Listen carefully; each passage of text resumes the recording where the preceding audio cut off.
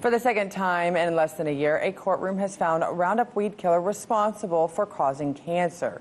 The decision has already sent parent company Bayer stocks plummeting, losing close to 10% in trade today. RT's Trinity Chavez has the full story. A federal jury has decided against agrochemical giant Monsanto, citing that its weed killer was a major contributing factor in the cancer of 70-year-old Edwin Hardeman. He says after decades of spraying his garden with the weed killer Roundup, he developed a lump in his throat. He was eventually diagnosed with non-Hodgkin's lymphoma.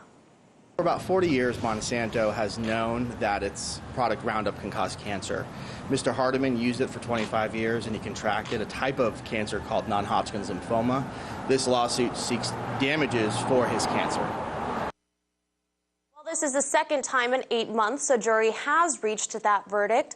Edwin Hardeman's case against Monsanto is the first to be tried in federal court, and it looks like it won't be the last. There are thousands of similar cases that are still pending at the federal or state level. Meanwhile, the trial is not over yet for Hardeman. The first phase focused on whether or not Roundup caused his cancer. Now the second phase will focus on whether Monsanto is liable. But Bayer, the parent company of Monsanto, insists that glyphosate, which is the key ingredient in Roundup, is safe. Let's take a listen.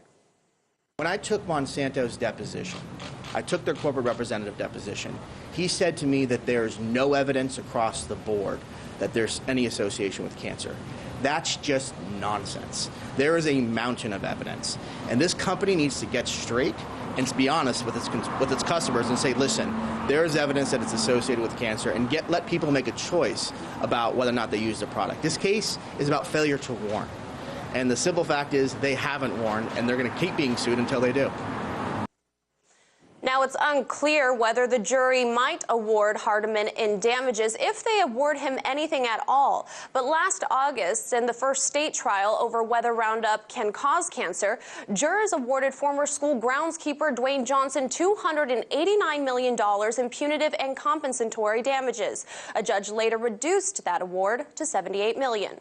Reporting in New York, Trinity Chavez, RT. Hey YouTube, thanks for tuning in. We hope you enjoyed this last video. We have a ton more great content just like this for you. So if you want more, make sure you go ahead and subscribe, and remember, never stop questioning more.